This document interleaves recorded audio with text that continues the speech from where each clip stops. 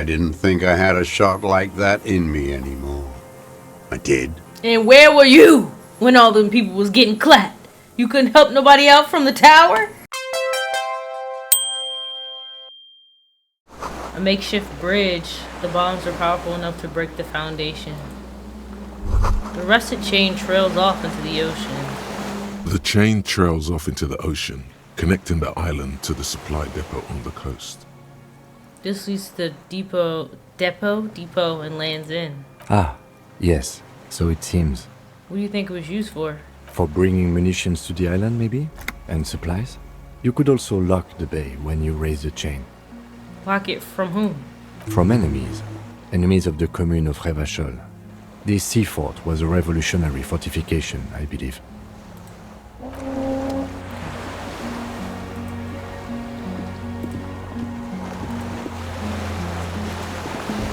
Let's start down here. Okay. This music is scaring me!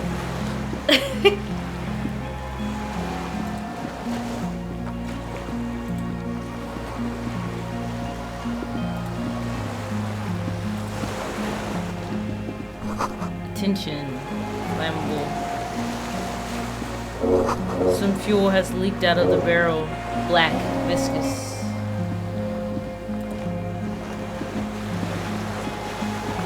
Oh, brother.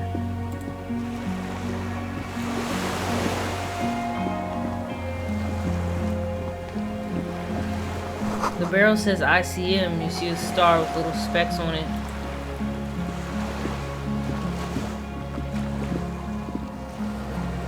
No way to get up there. The stairs are gone. Alright, y'all. I'm going in.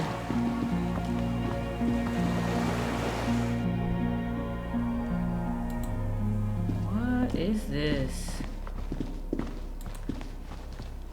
This was once in armament rest? Is that what that says? Careful, these stairs have collapsed.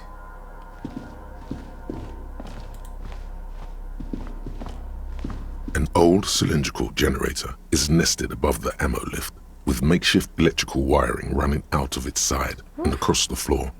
The cables disappear into the wall to your right. The lieutenant puts his hand on the metal barrel, checking for warmth. It's cold now, but someone has been maintaining it. The wiring has been repaired. What kind of generator is this? Liquid carbon. I would imagine it takes mazout. Okay. The kind that's favored by vagrants and fuel thieves. It's been a long winter, long and cold. If anyone stayed here, they'd need a generator. Where do the wires lead? Downstairs, somewhere? Tap on the side. A hollow ring. The canister is empty. Dust falls from the generator and down into the ammo lift. I mean, we know what it means. I mean, someone is living here. I don't know. I'm not a philosopher. The wind outside picks up. Nah, he getting irritated. Don't get irritated now. Why is it saving? Is that a...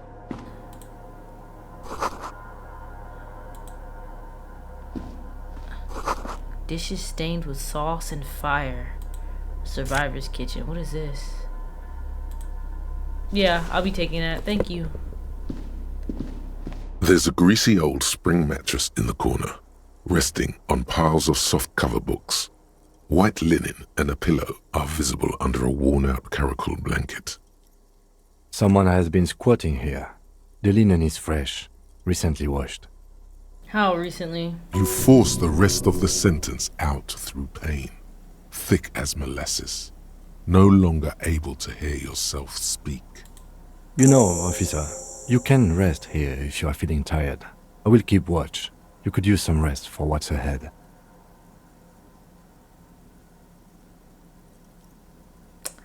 I mean, part of me is feeling like it ain't no time for rest, but he in pain, so I guess. You face the concrete wall. There's less light there, in the dark corner. Like a dog, you lie there. Curl up with your knees close to your chest. The blanket feels cold. The entire room does. Concrete and cold. Minutes pass. Half an hour maybe. The sounds of the sea beyond grow distant. Your eyelids close until Until? you feel yourself standing up in the darkness, right next to the mattress. Slowly, the world begins to hatch from the blackness. It's evening. Sleep. Kim, where are you? Just sleeping on a random bed is crazy. But he been doing that, I guess. So. Oh my god. Wait. The lieutenant is no longer here. Go outside to the beach. Oh lord, I didn't get to investigate everything.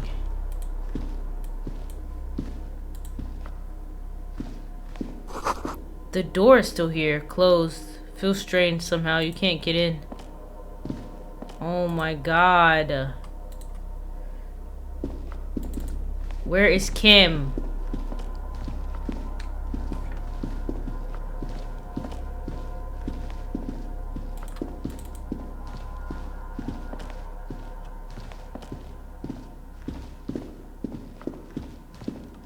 How the freak do I go outside? What the hell?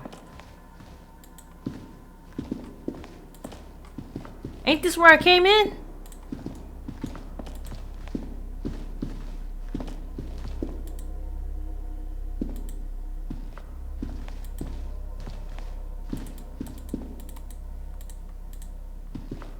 Am I?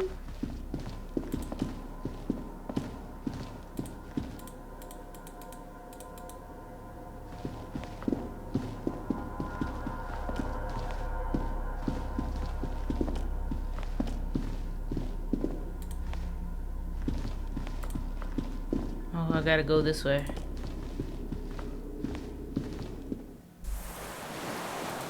Kim?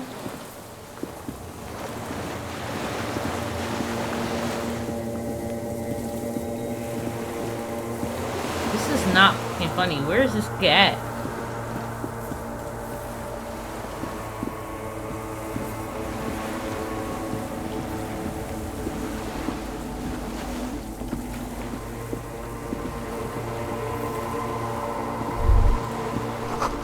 Go down to the chain. There's something there. Swear to goodness. Literally, I'm sick to my stomach. I promise you, Kim's dead. I'm gonna like... It's not... It don't feel good.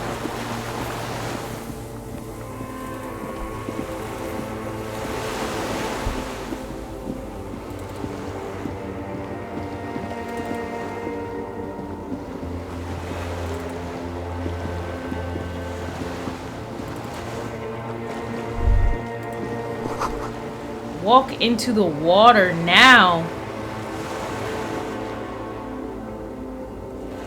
I don't want to do that. You see her footprints in the water.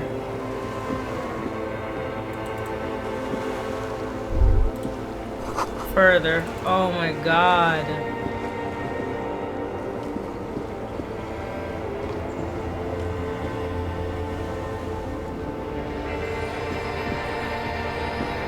Dolores Day, the innocence of humanism, internationalism, and the welfare state turns around to face you. She has an airship airbag in her hand. She seems to be in a hurry. Okay, don't say you need to talk right away. Melt the ice first. This way you're already talking. But you don't even want to talk to her. She would only be cold and mean. Let her go. Let her go? This is the holy queen of the territories of Muindi and Insulinda. Think of the historic knowledge we could glean. This is a once-in-a-lifetime opportunity to win her back. Something is off. I'm sorry. I was heading to the aerodrome. I just don't have time to... She means she doesn't have time to tend to your emotions. You don't have time to tend to my emotions? She sighs and looks over her shoulder. What are you doing? Stop saying things like that.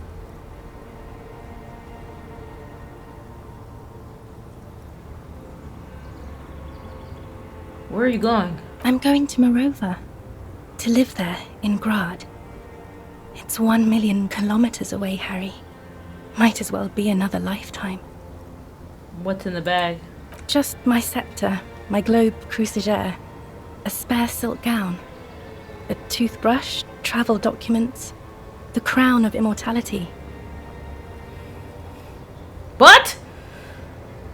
Crown of Immortality. Aren't you already wearing one? Oh, this. This is just a wreath. The crown of immortality is made of rarefied light, mana and raw palladium. It was passed on to me by the rulers of late antiquity. She looks at the suitcase, not knowing what more to say. Then, over her shoulder. Silence. Her nuptial gown flows in the wind, wraps around her holy body. Nuptial gown. Anyway,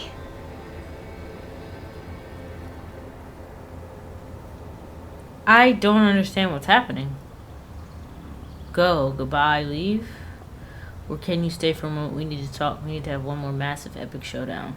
The answer's gonna be no. Is what you want to say, but you don't. Hammers clang in the distance. Children laugh. The light from the video rental casts shadows on the ground. She turns her face, and it's illuminated by it. Red and cyan. I can't help you. I'm totally useless. Everything I've said is lies. I want the exact same bad things you want. To stand here, like a pillar of salt, saying, no, Harry. No. I don't want a massive epic showdown. I want to go to the aerodrome. I have tickets for the 10:20 flight to Morova. Really. We don't have anything to talk about anymore. Every combination of words has been played out. The atoms don't form us anymore. Us. Our love.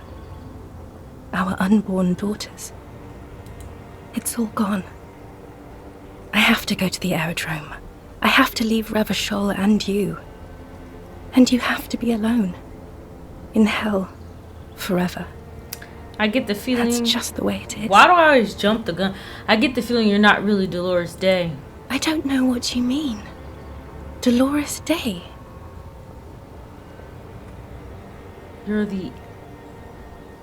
You're pointing to your head the morning. You're just an evil ape.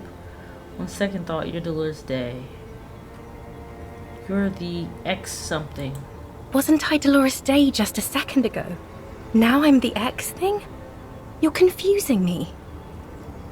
Look, I have to be at the Lausanne aerodrome at 10:20 p.m. I still have a light rail to catch. Didn't catch it. What the hell? I haven't even bought the tickets yet. I thought you said you had tickets. we all told you. Everyone warned you.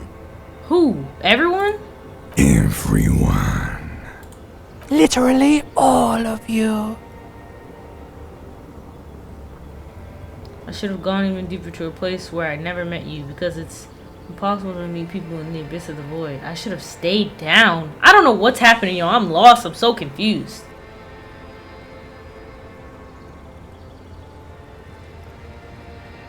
I'm glad too, but I have to go. My friends are waiting for me on the platform.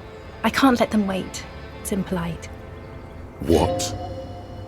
You know what is impolite? Co-signing a lieutenant detective of the Revachol Citizens Militia to eternal damnation.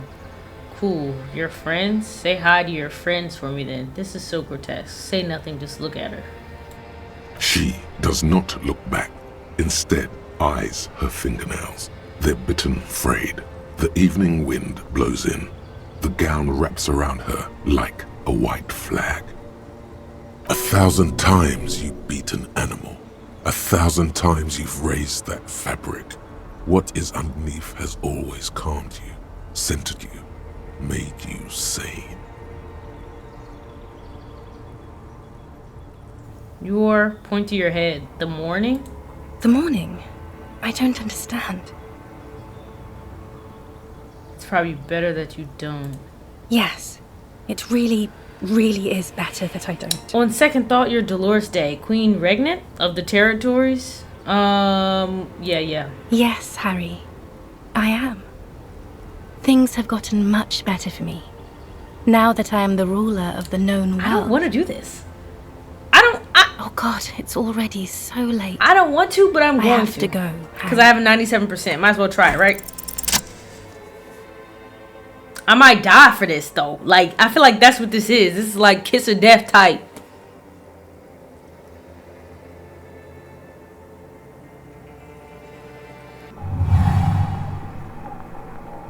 With your feet trembling from the steps you took, tepid and fearful, you stand against her, her body close to you, radiating warmth. With your eyes closed, you move your lips on her mouth. She is not kissing you back. Well, you stop. The moment is ending. She is going to move her face away from yours.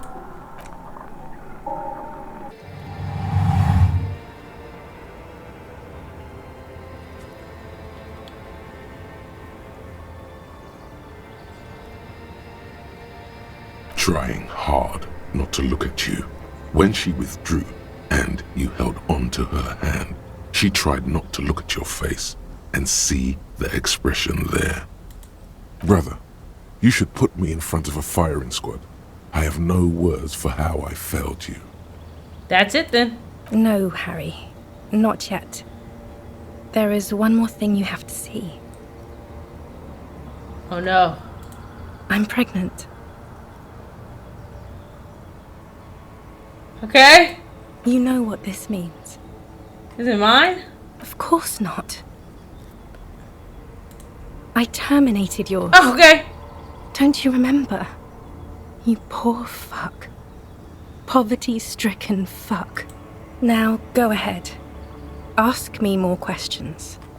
Let's talk about something else. I feel like this is the result of me not getting information about his past that I was supposed to get. Like, you know how when you look in the clipboard and he passed out, I feel like I should have went back and did that again or something, and I would have understood all this. But because I didn't, this is just confusing to me. No, this has to end.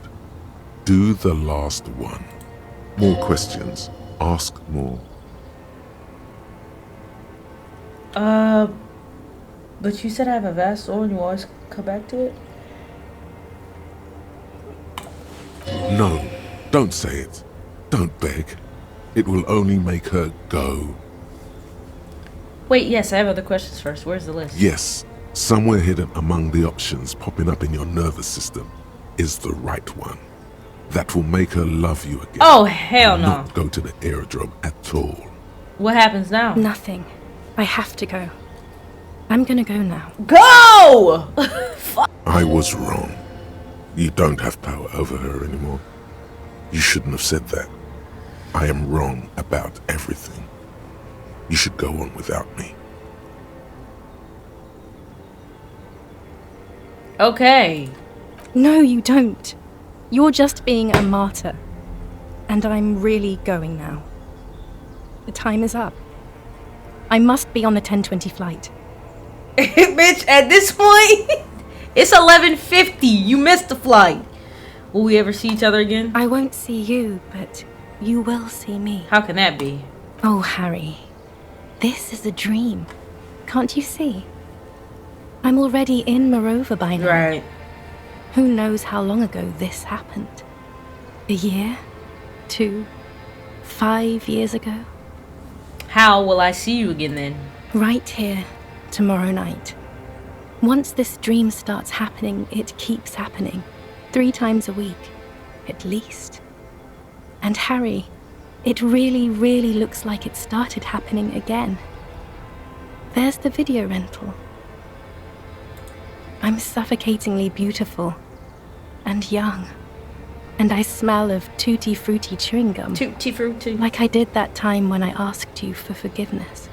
After leaving you the first time, so long ago. But this is intolerably bad. Oh yes, this is real darkness.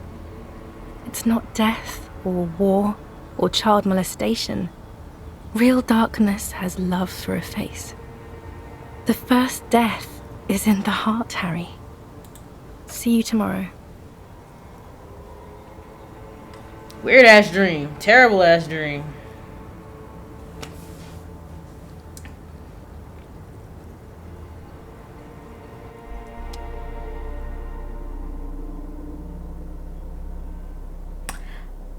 That's the first time like we had like a visual dream though, right? Like usually it's just dark and them niggas is going back and forth in my head.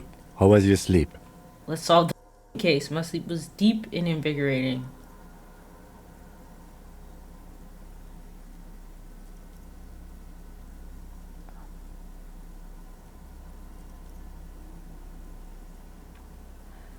Actually, it was total annihilation, Kim. I did not want to wake you. Perhaps I should have? Was it a job dream? No, an ex-wife dream. The lieutenant nods solemnly. I understand. We've all been through similar things. It can be overcome. Just spit out the blood and get back to work. Okay. He's still worried. You must have really thrashed and squealed in your sleep. Yeah, it had to be horrible. Horrible. Alright, let's look at this. Books and magazines lie scattered on the floor and on a makeshift cupboard. They are not particularly well organized. Sift through them. Most are soft covers, serialized fantastique and detective stories from the 20s and 30s. This disparate digest includes the classic Animal Adventures. Among what is mostly commercial fiction and serialized stories, you find a magazine cathodique for electrical engineering. Then it's back to pulp. Light erotica, an international thriller about circuit benders. Someone's made themselves a home. Yeah, I'm not gonna pass that. Why even try? You see candles planted on a broken rangefinder. A moth-bitten bed sheet keeps the window.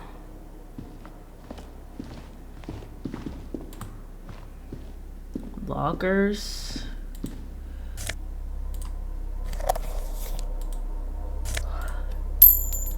More morale. They said you're capped out. You can't have no more. That's it. The great blast door must weigh over 10 tons. Rust peels off it. You see a small metal door nested inside a larger one. A heavy steel blast door. There is a conventional keyhole above the handle. It's very small. How do we open this? Maybe this is one of the doors we don't open? I find us not opening it highly unlikely. Alright, I retract my statement. It was naive. Let's look around and get it open. Like, why are we not gonna open the door?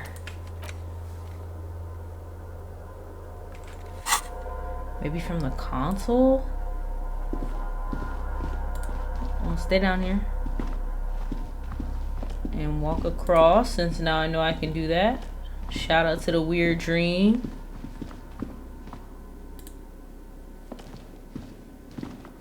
Green paint flicks off the monoblock aluminium cabinet. There are rows of switches on the front panel, a frequency band, and even a keyboard. What is this then? The console of an anti-computation device. The generator upstairs, with wires coming out. They terminate here. Could this open the blast door? Possibly. Urgence, ouvert, allumé, radio diffusé. It sounds like this device was used to control the electronics here. Maybe it still does. Turn emergency open. We need to restore power before using this, officer. Oh, The generator, it didn't look like there was fuel in it. We should look around outside. There are barrels all over. Maybe one of them still has something in it. The console looks on as you talk, mute and unpowered. all right. Ooh, no. I don't like a hatch in the door. Okay, a hatch in the door, a hatch in the floor. This old cylindrical generator, the lieutenant assists you, holding the canister up to the fuel tank as you tilt.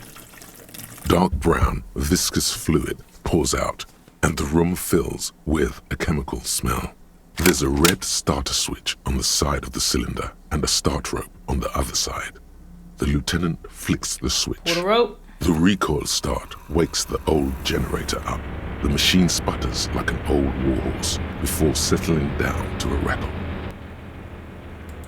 That should do it. All right. To the control board then.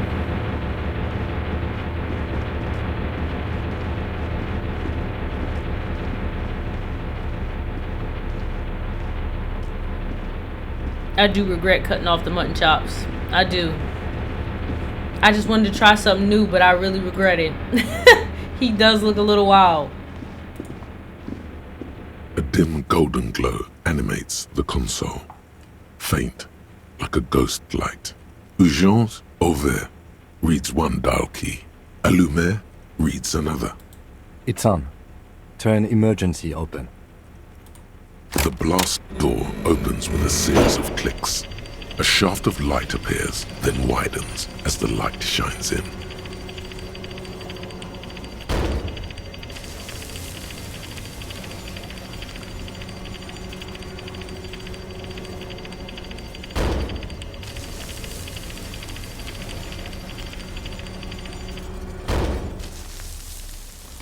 A sudden wave of anxiety makes your skin crawl. Legitimately, yeah. After you. Let's go. I don't like that both of us are gonna go on this door because it's giving trap. It's giving we're not getting out of here, and I don't like that.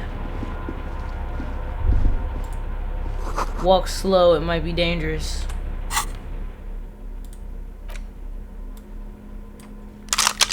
Putting that thing in my hand. I'm not even playing. I'm not even playing. Holding the gun feels natural and satisfying. It's like an extension of your arm, the polished wooden handle almost fusing into your palm. I probably could have saved somebody if I had it in my hand. Could have had the Molotov and then the, I wasn't even thinking. It reminds you of the day you first held it, with fear and respect, hoping you don't have to use it in vain. The sun was out in Jamrock. It was so long ago. This is your gun. Now if we could only find your personality. Thanks. We're gonna save. We're gonna save.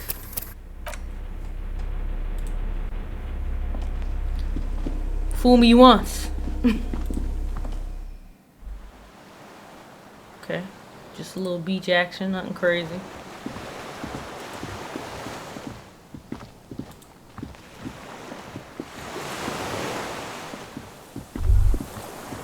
Small white flowers blossom all around you. Okay. A rubber dinghy? Deflated and broken. Whoa, the fire guy! An old man, wearing tracksuit trousers, leans on the frame stock of his rifle. He gathers a big ball of spit in his mouth, then spits it out into the extinguished fire before him. He raises his black eyes, hooded by creased eyelids, to meet yours. He's practically tearing up from spite. Hatred got the best of him a long time ago. This man hates everything.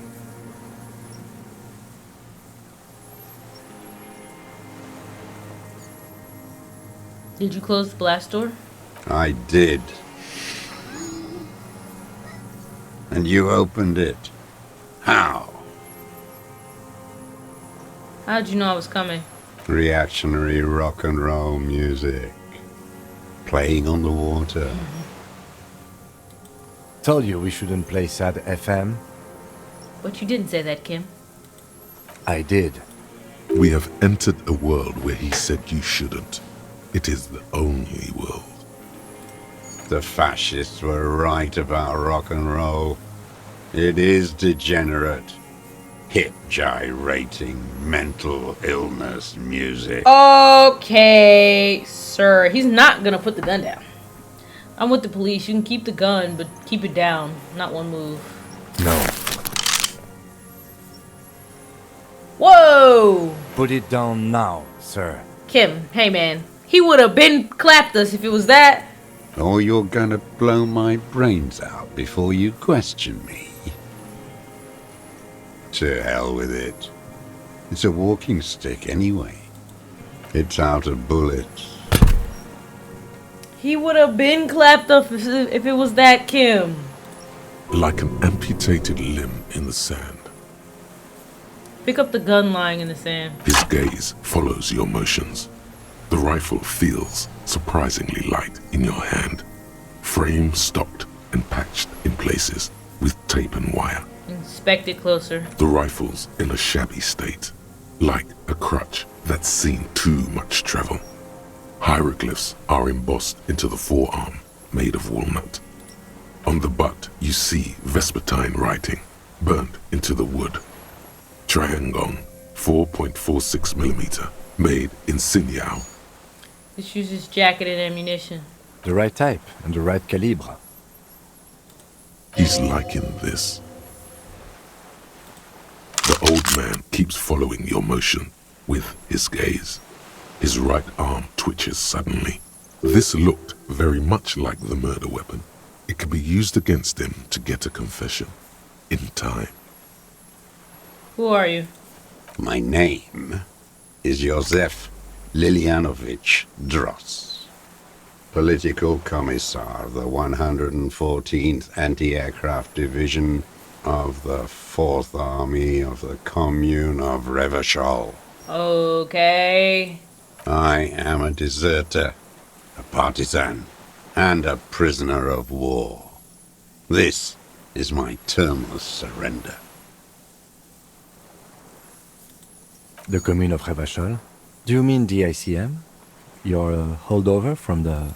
From the Insulindian Citizens Militia, the army of the revolution. I was recruited in Jamrock in 07, trained in the École de Contrôle Orient, and consigned to emergency defense duties in 08. I left my unit on the eve of the landing. When I returned here on May 14th, the commune had fallen. Still armed and ideologically trained, I wrote a criticism of myself and resumed partisan duties. 51 minus 8 equals 43. You've been on this island for 43 years? No. I've been on other islands, too. I was an resurrection until they turned it into a spa in 18. Then I was an E-48, a nameless sound, until the sea washed over it. Then I came back here. That was 22 years ago. How have you survived all this time? How does anyone survive? I steal. What do you steal? Supplies, vegetables. I collect rainwater. It's the life of a dog, not a human being. How is your health, Mr. Dross? I've been throwing up blood since winter. Red, like beetroot. Been passing it in stool, too. Oh, damn. The RCM can provide medical services. You need to be looked over. I need to die. You don't have medical facilities. You have guns. That's all they give you. Toy guns.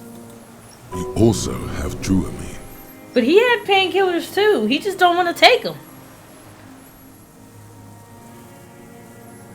We have Druamine and other painkillers. You must be in pain. I have been running out of that stuff. There's no way he could manage the pain without them.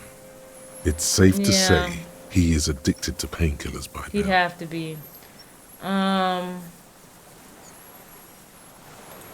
It's the little joys. The dark joke, a sunshiny day, morphine. This is a serious situation. You need to be looked over and we can do it. He's not going for that, but I'm going to say it anyway. There's nothing to look over. The triage is in, and it's black. Administer morphine. Moribund. How have you coped mentally? I haven't. I have holes in my brain. Years missing. Others filled with pain only. A decade of... I don't even know what. Inferno? I would imagine it gets tremendously difficult, mentally, to live in isolation. Traitors. It's better alone. I watch the people of this city turn the lights back on, more and more each year. Ruins, glimmering in the dark, like a fucking merry-go-round. It's disgusting. Are they not heartbroken? How could they have moved on? You said this is your termless surrender? You're with the RCM, the coalition-appointed mob that enforces bourgeois morals in Revachol.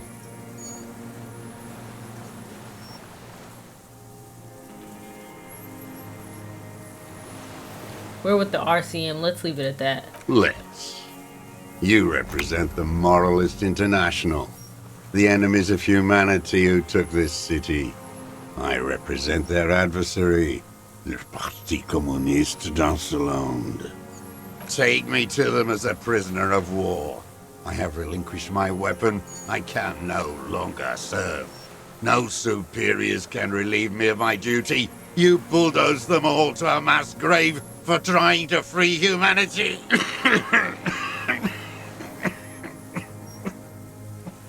What is this place, this island? It's not an island, Dwight. It's a defensive fortification of the commune of Revachol. And I am its last surviving defender. Got it. Mm-hmm. Damn, they're really gonna make me ask all these questions? 43 years and 10 months. It's not how a human being should live. But I had to. I couldn't just forget. I couldn't just forget what I saw. He just couldn't. You couldn't give up. He nods. But he can now. What have you been doing during all this time? Hiding, fishing, waiting. Where it's morning, on Rue de Saint-Gislain, people are walking. The gas streetlights have already been switched off. Further inland, in Jamro, the streets come alive with workers. Men, women, children rushing. Muddy avenue after muddy avenue. The temperature is rising. Alto cumulus clouds form above Precinct 41. 2 police officers step out of the Whirling in Rags cafeteria. Satellite officer Jean-Vic Mayer inspects giant letters across the plaza mosaic in dark red government-marked heavy fuel oil. Maybe I should have burned it. Patrol officer Judith Minot points west. The fishing village. She glances at her watch. We meet in 15 minutes. It's a 10-minute walk. The officers go, leaving behind the writing, still smelling of petroleum. One day, it says, I will return to your side. Always waiting. They coming to get me! The old man turns his eyes from the shore and back to you. For what? For her to return. Her who? Girl, child, revolution.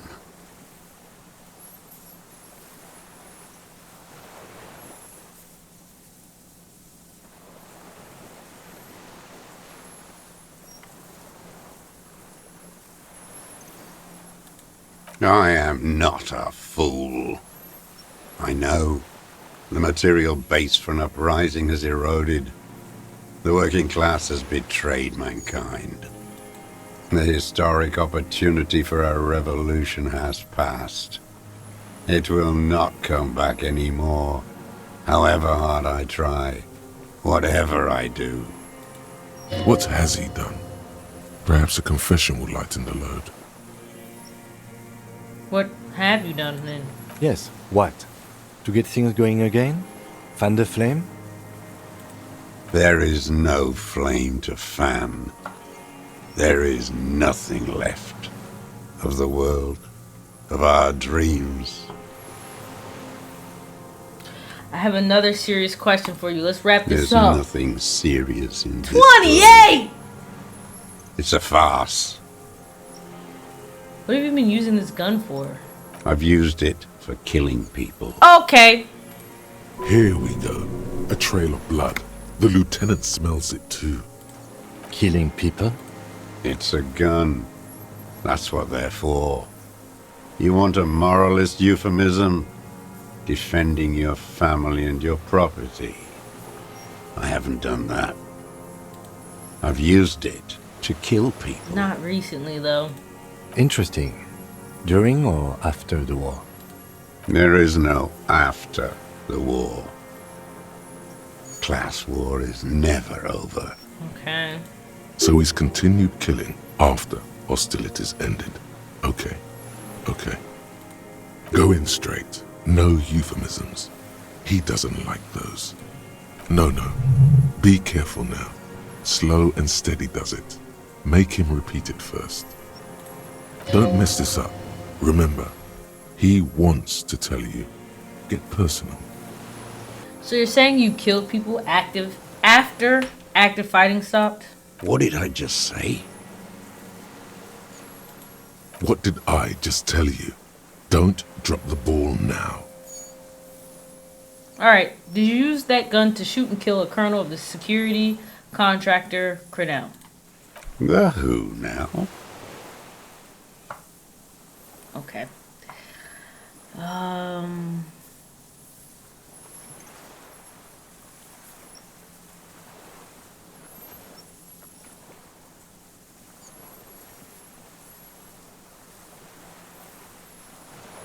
What would he say?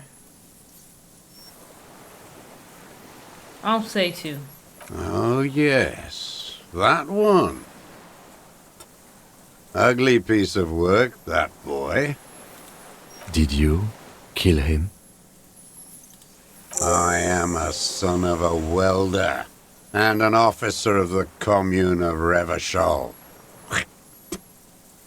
I do not collaborate with murderers and pederasts of the liberal regime. Tear into him.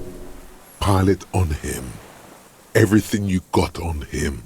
The more, the better. The gun. The murder weapon is the perfect opener. The scent of blood in the air. But what else? There was something you can't remember. Come on, what am I forgetting? Wait, here it comes. The goddamn Maybells. The dried Maybells on Clausia's roof. What about him? Oh, yes. There were Maybells in the grass when you got here, and Maybells on Clausia's balcony. Huh? Wait, don't forget the footprints. The diagonal prints in the dust in the secret space behind Clausia's bedroom. Now, they're gonna come up. Of course. Thank you, Head. Thank you. You got it. Remember, the boot prints were like no modern soul. Oh. Maybe don't beat yourself anymore, though. You're not immortal. Nothing else comes up. You see the lieutenant watch you try to stimulate thought processes by hitting yourself. I'm sorry, this didn't do anything. Usually hurting yourself does. Officer, a word? No, I don't want to talk to you right now, Kim. I think we may have this.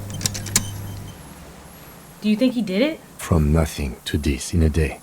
This is good, Lieutenant Gefreiter. We just need a confession first, and then maybe a solid motive later. What am I missing? What haven't I done? Ballistics. Let him cook here for a minute or two. We can have another look around the island for a sniper's nest. I think we should check out the post. die! He doesn't have to hold in court. Just establish a line of sight and he'll do the rest himself. Okay. Remember, he wants to tell us, but he doesn't want to help us. It needs to look like we already have everything. Right. There is palpable excitement in his tone. He likes him for this. A lot. But there's something more, too. He thinks the deserter has more than just this case in him. 44 years here. You think he has more than this case? Oh, yes. And he hasn't spoken to anybody in a long time. If we get him open, who knows what will pour out. Alright. We saving.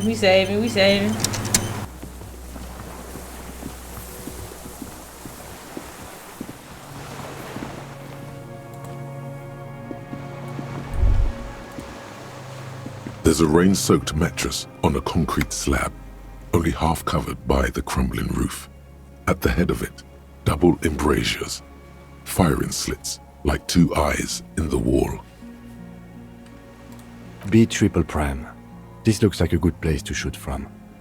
Inspect the mattress. A single-person mattress, modern, civilian use. Brand name, Marjorie. There's a fuel stain on the cover, along with cigarette burns. A good place to hide. Cozy. Relatively safe from the rain. Inspect the wall. There's a firing slit in the wall in front of you, like a little window. Touch the concrete first. Quite old and grimy, from years without cleaning by anything other than the rain. Look through the hole in the concrete. The springs screech as you lean on the mattress and crane your neck to look out. Trepidation. A tingling feeling in your stomach. A small piece of Martinez coastline opens up in the square in front of you, like a tiny landscape painting. 1 kilometer across the water. The ruins look familiar. On the left. A towering skyscraper, its top floors shaved off by artillery fire. Capeside apartments. Rue de Saint-Ghislain, 33A and 33B. On the right. The red chimney and collapsed back of the 4-story tenement in front of the whirling in rags. Rue de Saint-Ghislain, 10. The doomed commercial area. And between the two. The box-shaped silhouette of the whirling in rags. Its sloped roof, a tiny fleck of light catches your eye on the rooftop. Sunlight reflecting off the upstairs window of Clausia's room. I can't be 100% certain, but... What? Do you have a line of sight to the window? yeah, there's an opening between 33A and 10. I can see to the roof. I can see it. Through the scope of a rifle. The shooter would be prone, lying on a mattress, barrel resting on the embrasure. Cheek against the cheek rest, hand on the hair trigger, on a calm day like this.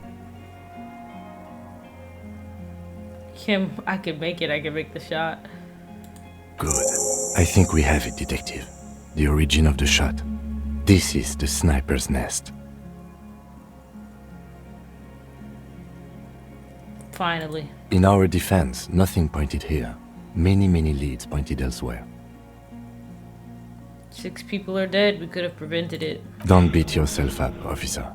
We did not put guns in their hands or get them drunk. The lieutenant pauses.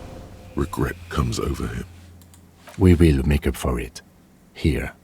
I feel it. Alright, let's see if we can do it. Let's see if we have enough information.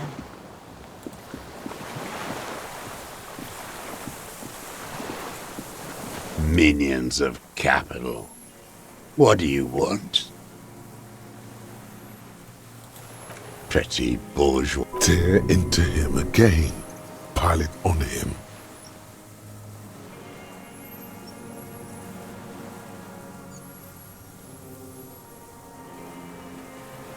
We've done the ballistics. The shot came from this island. I saw you poking around there, looking for evidence. You're damn diligent when it comes to dead fascies. Did you like the view? You had direct visibility. There are embrasures in the concrete, specifically meant for a top follower to use. And you had a long-range rifle in your possession. You've been here a long time, Mr. Droz. Too long. You need medical aid. I'm ready to die.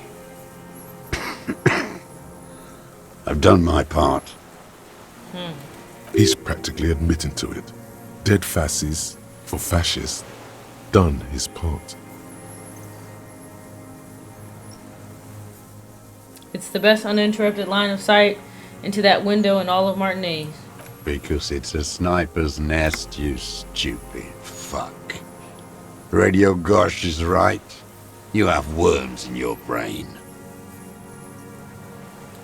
Almost. He almost burst out there. Keep piling arguments. Anything. I don't need your cooperation. I've got this.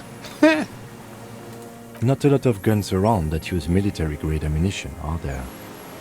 It's a real gun. Not like your little musketeer pistol.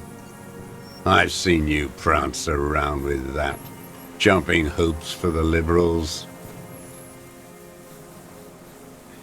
You look like imbeciles. Why don't you ask them to give you real weapons, eh? Going against automatic rifles with a flame bomb. Of course you got all those boys killed. Dang, he been locked into the show. Damn, he saw you. He's watched it happen. Okay. So he saw you. Okay. So what? Like, Don't let it divert you. stop changing the subject. We have the murder weapon. You know what? You're right. I'm convinced this made the shot. Should we call it?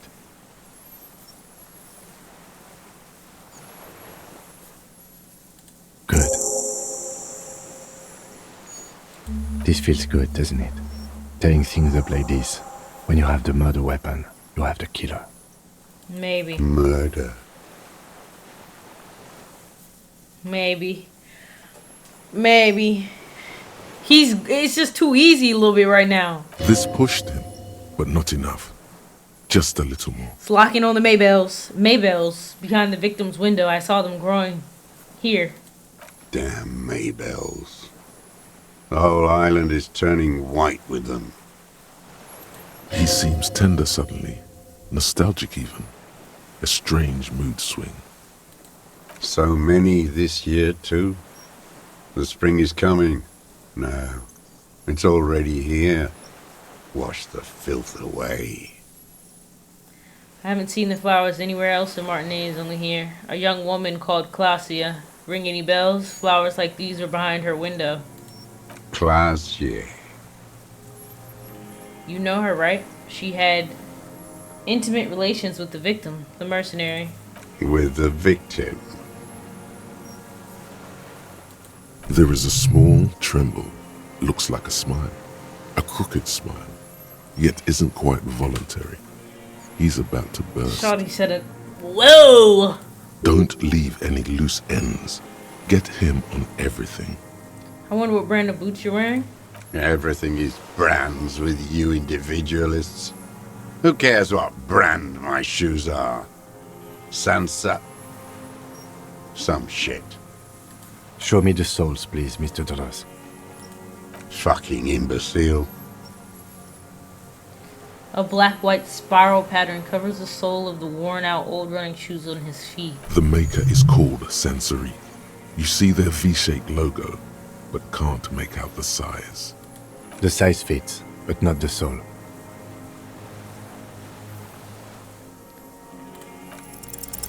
Simpler. Damn! No. This is another loose thread you will... The lieutenant raises his brow. What are you doing? He's thinking. We almost got him here. Not now. Stop yourself. People change shoes, detective. It was you. You were there, weren't you? Crawling and whirling in rags. What were you doing? Some kind of reconnaissance? Preparing the scene? Listening in on her? Trying to rack your brains. You're desperate to report something back to your masters. They must have really loved that dead fuck. He going for it. The old man stares at his own prints in the ash around the fire. Silent suddenly, some strange process within him. A gush of wind. Seagulls in the distance. You know who he was. A coalition-trained murderer. Armored and armed. He wasn't human. The blunt end of a hammer. Dripping with blood.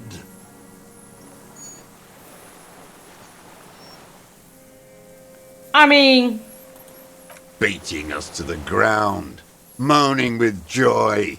You hounds get so thorough when a company-trained killer dies. I haven't seen you on this coast for 40 years. You know, maybe I should have killed one sooner. Got your attention. Now you stop beating druggies and prostitutes in your basement. Now you come to investigate. Not when they die by the hundreds. This is it. Shot him. Shot him. Say shot him, not killed him. So, you shot him. Oh, the inhumanity. One paramilitary less in Revachol. The lieutenant raises his right arm to hush you. Hush. He does not need to be pushed anymore. The ball is rolling. While the lieutenant listens, holding his breath. Hold your breath. I had them in my sights. Both of them. Him and the whore. Oh! I was breathing with them, in phase. And I pulled the trigger and flew on the air until I landed in his mouth. Hey, yo! I didn't think I had a shot like that in me anymore. I did. I saw him kneel there with his mouth full of death, and that stupid look on his face. And his... Nothing. I went to sleep. Next morning there were Maybells everywhere. The world was white, or what's left of it anyway. My last spring here. I knew the fascists would come to avenge their own. And so they did. And where were you when all them people was getting clapped? You couldn't help nobody out from the tower? Mr. Dross, are you aware you're confessing to murder? Yes. And you were looking at Dan, the victim and a young woman, having sex, through the scope of your rifle that night, before you shot him? The old man nods. Why? Because that's what they were doing. The motive. This is where the motive is going to come from. You can coax it out of him. The lieutenant's preparing the ground. I don't understand. Do you, detective? I don't understand this part. Why were you looking at them that night? I'm always looking. Are you always looking through the scope of a rifle? I'm just trying to understand. A rifle scope has the best magnification. And if you don't like it? Click.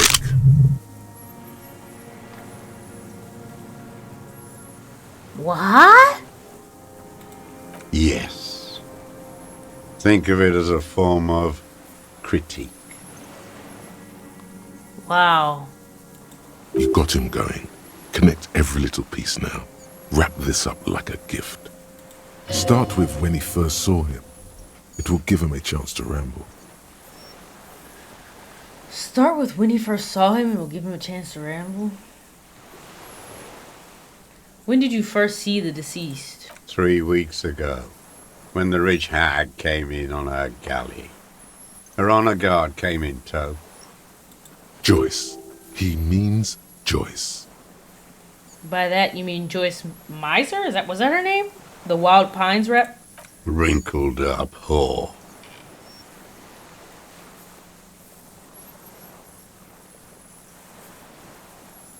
Moving on, the victim arrived sometime after her. They moved into a deserted apartment above the roundabout. Radio equipment out for all to see. Reactionary radio playing, sloppy and drunk. I've seen their kind during the landing. Those Occidental and masked phalanx weren't conscripts. Boys like us. They were whites. All they know is to destroy and hurt. Barely alive. They like to kill while they're on their drugs. After the landing, in the burning years, I would take shots at them. End them. The worst ones, if I had a bullet to spare. I could see they've returned now to show their real face. The face they don't dare show their bourgeois voters back on Mundi with their families and polyester clothes. What specifically did you not like about what you saw the night of the murder? Them. I didn't like that. So you were jealous? Jealousy is a reactionary concept. I didn't like the Reaver enjoying himself, drugged out, soothed in the arms of a young woman. I wanted him to die so he could not enjoy life anymore. And I wanted to see his head explode. That too. She should know better than to hold a child murderer between her thighs. I knew he'd be there for one more second, writhing. That's all it takes for the bullet to reach his head. Now that I think of it, I wasn't aiming for his mouth. I wanted his brains to spill out on her. But you can't have everything. Wow, crazy confession. He wants to see her covered in blood. To punish her. How long had you been watching her? Since she came to Martinez. I saw her sneaking in the reeds early in the morning, behind the Fell building. It was dark, still winter. She didn't have her skimpy outfit on then, just a spot in the night, moving. Past the Fell building on the coast? What was she doing there? Hiding something in the water. She had a fag after she'd done it. I was up in the ruins there. She couldn't see me, but I could see her, smoking. She was nervous, but not scared. And beautiful. What do you think she hid there? Her passport and tickets to Villiers. And from there to Cachet Brut. Some kind of hidden container on the coast? You looked into it? Yes, after she'd gone. It was a submersible. Well made, actually. Sloppy. We should have gotten her to tell us about this. Did you take the documents? No, I put them back. Why would I take them? I'm not going to film. Oh, I mean... Moving on, did you continue watching her after this? I did. She had a face like an archipelago, with those birthmarks. And a body, hard and lean and bruised all over. Black and yellow. I could see she's taken a beating. I could see who she was, too. A spook. On the run. Revachol's the cloaca of capital now. All the bagmen and arms dealers end up here to do drugs and have sex like animals. You could tell she was a spook from the documents? She had different color hair on the photo, and glasses. Forged. Some sordid bourgeois affair. I've heard about this kind of thing on the radio. How did you see all this? The bruises that she was beaten? I'm not blind, am I? How does he know those minute details about her body? He must have What the climbed to the roof. 72?!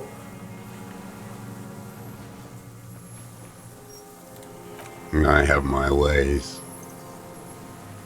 You've been through the secret route behind the whirling in rags. Those were your footprints. You just changed your shoes. I've been through all of Martinez. Every nook and cranny. Thank God The lieutenant is picking it up. But that Nook too? Yes, that too. The things they did in that little room. What she'd do to feel good. Funny the way light works. You turn it on inside, and it gets so dark out, you can't see a man looking in. I learned that in the 20s, when they were still hunting me. I've seen people do some shit, but... Those two took the cake. Damn. This is wild. You hear the familiar scribble of the lieutenant's pen.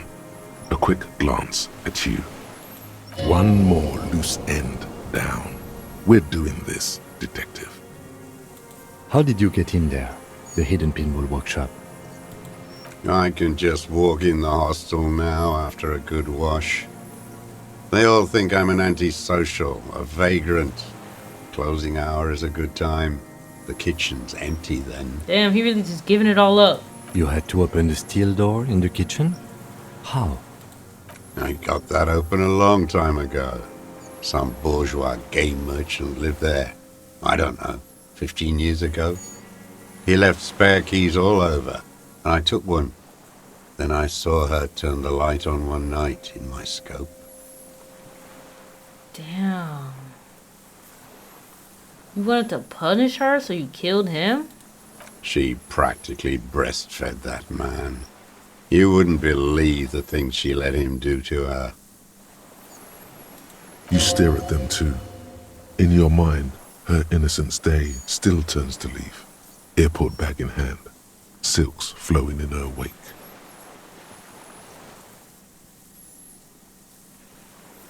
See you tomorrow, Harry. Her voice rings in the evening air, burning.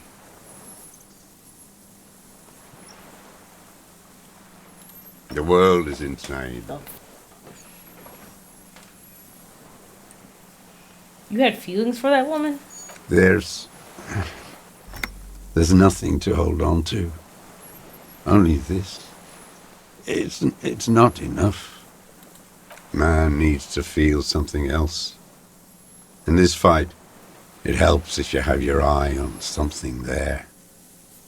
It's weakness, I know. Was that why you left the dried flowers behind her window? No, Why then? I don't really know. I was there one night and she was crying, like a child, in the corner of her room on the floor, like she does sometimes. When was this? The day after I killed him. And you brought her Maybells. Yes, I don't know why I do the things I do anymore. You wanted to console her. Maybe. I told you, I have holes in my brain now. I wouldn't just sit here waiting for you. It's great. This is wild. A sudden pang of rage. If you came 10 years ago, I would have killed you. In the silence, the lieutenant draws a line in his notes, then nods at you once more. One more down. So in conclusion, it wasn't about him. It was about her. Her. The lieutenant nods at you in acknowledgement. That's it. Motive. We have it. Where is she, that Clasier? I haven't seen her there for days.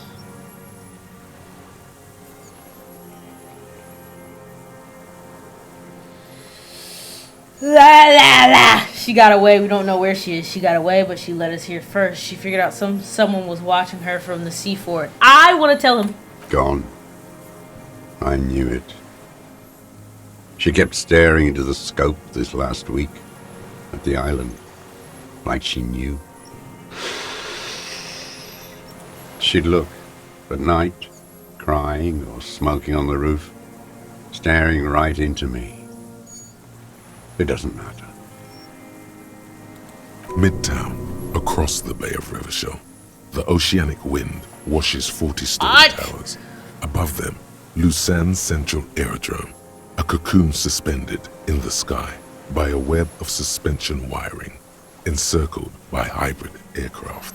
Look north. On the platform, a young woman is withdrawing from amphetamines, barbiturates, and alcohol. Yet still she smiles among the crowd, among the great ghosts of the city she's leaving, for another, far south. Smaller, distant, hidden, not like the great chandelier she sees sparkle in the night below her. Streetlights, towers, tenements, and water, and across it a dark strip of ruins, barely visible if she didn't squint her eyes. There, on a dilapidated jetty, in a nameless village, 2 police officers and 1 special consultant look across a narrow strip of sea. The ruins of a seafort stick out of the water, built by Philippe II. They right on us! Appropriated by the Commune, then lost in the landing. He's there, doing what exactly, I don't know. Satellite Officer Vicmer points at the ruins. Behind that anti-aircraft something. That's why we can't see him. Special Consultant Heidelstam is optimistic. We'll see the boat when he comes. Let's go get a coffee until then. I know this interesting little place. Where? His voice trails off as the 3 walk down the jetty. As the men go, Patrol Officer Minnow looks back over her shoulder at the crumbling fortification like a rotten tooth rising out of the water. Good luck, Harry, she thinks. You need something good for this. We got it, we got it. We could get more. We've got him talking. Who knows what he's seen and done over the years? You could get more out of him. He likes talking. Enough. Take him in. Bend his arms behind his back and end this. Alright, let's wrap it. What? But you said I would be taken to the...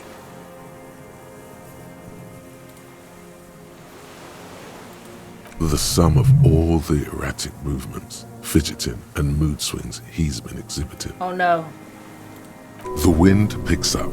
The silence on the water is broken all around you. Little shivers of waves appear. The lieutenant continues, You about to crash out like on an me. incantation. Your wayfarer rights have been suspended. Information provided to the officers on the scene will be used against you by the prosecution.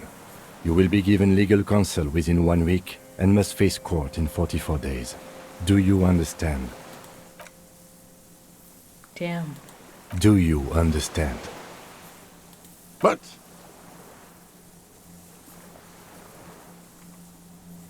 No, I don't want to. I have to stay here. He's not afraid of jail. He's afraid of something else. What? Like parting from a loved one. Your confirmation is not required, sir. Now on to the boat. First say, does it have room for 3? Oh no. Not really. We could escort him to the pier, then either one of us can take him inland while the other stays here, but... But then, who watches him while you're coming back here? Who watches him there while I come back for you? You come back for me? How about I go and send a boat back for you? Oh, you gonna set me up, Kim, at the end? What is this farce? Is this a fucking farce? I can't. Something is happening. Stop. Lillian, you could ask her maybe.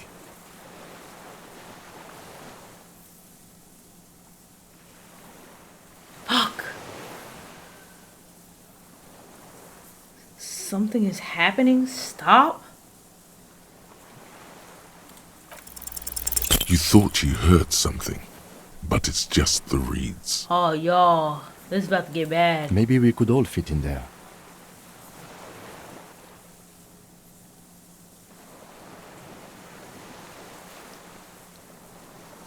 Oh, I'm so scared. What's about to happen?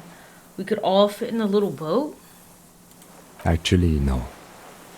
Maybe I can just ask the net picker to watch him? This is no harmless old man. This fucking world. This world. What is this? Okay, so because I keep getting that Inland Empire thing that says something is wrong, or you hear something in the reads or whatever, I feel like this is either Kim dies or I die. Like, this is what feels like. So I could say you could come back for me once you've taken him to the precinct. I could come back for you once I've taken him to the precinct.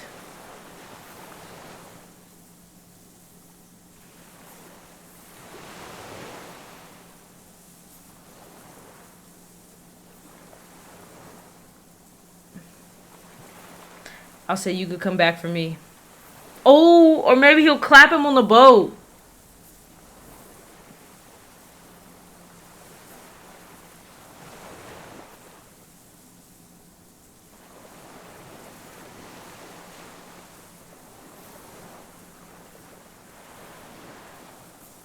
No, it would take a whole day on this island. You go and transport the prisoner. I'll be here. I can escort him to the pier with you.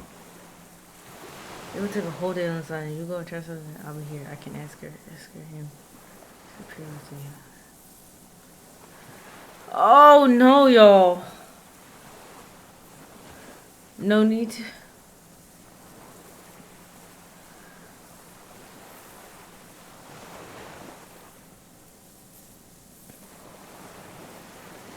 No need to be polite. I'll do it. This world? What are you talking about? Is this us? Your skin is crawling suddenly. The f is going on here, y'all?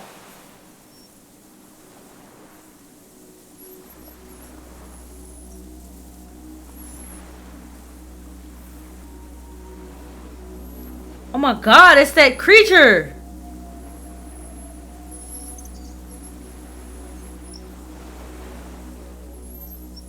A delicate tangle of arms and legs unfolds from the reeds, limb by limb, to then just stand there, moving its scythe-like arms in ghostly silence. What is that?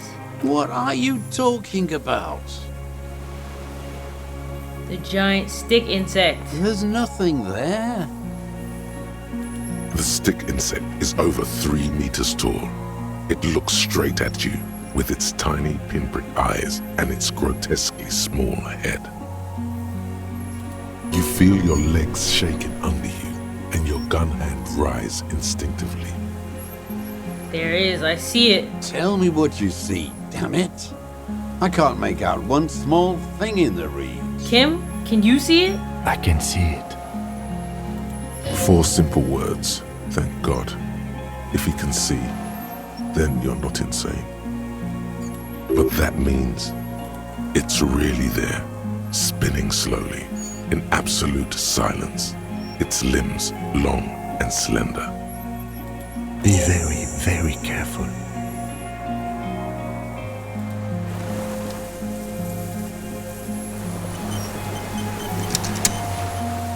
What are we doing here?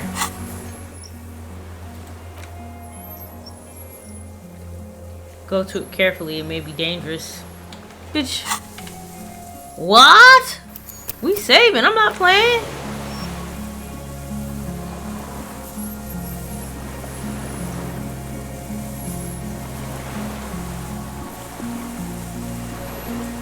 The creature stands on long stilt-like legs, antennae hanging from its head like a woman's hair, white and curled at the tips.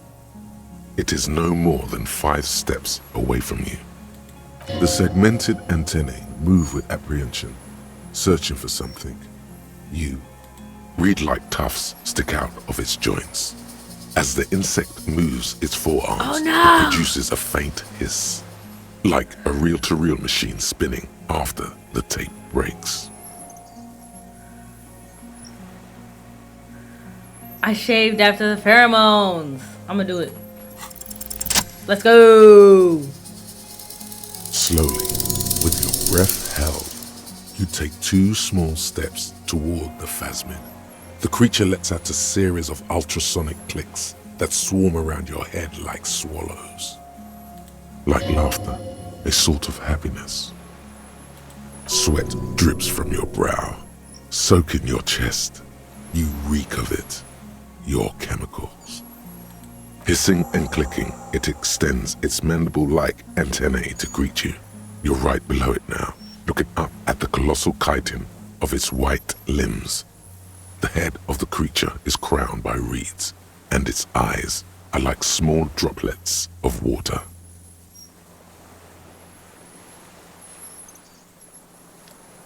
Hello, I'm Harry. I don't really know who I am. No reply.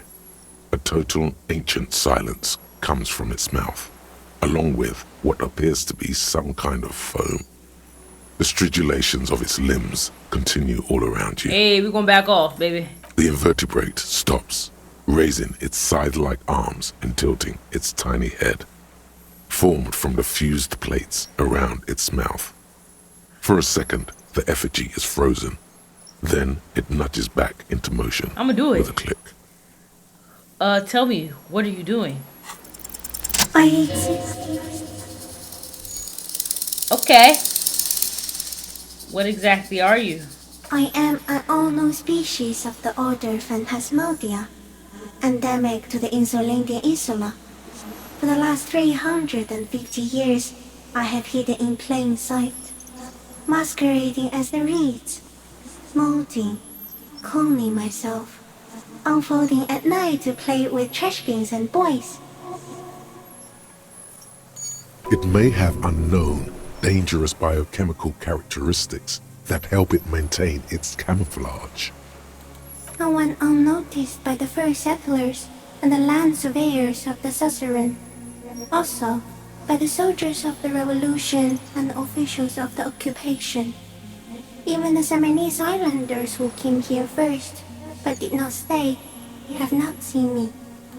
I have stayed hidden through 4 forms of government and 2 scientific revolutions, until I was accidentally discovered by a detective of the citizen militia in Revachol, district of Martinez, March 51.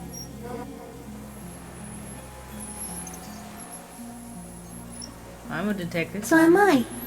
I was born to detect sucrose rewards and semiochemicals. What were you born to detect? The killer? He's in a bad state, deteriorating fast now. He thinks I am beneficial to him, but I am not. I only quicken his deterioration. You're destroying him? Very slowly, and only because he won't go away. It is meant to keep them from noticing me, to interfere with the pictures in their heads. But he has looked at me for too long, and I am destroying him. Oh no! Are you poisonous? Yes, I do not have a starter display, so I use a neurodegenerative element to aid in camouflage. Do not worry. It is only destructive over long periods of time. The deserter. He's been here for a long time.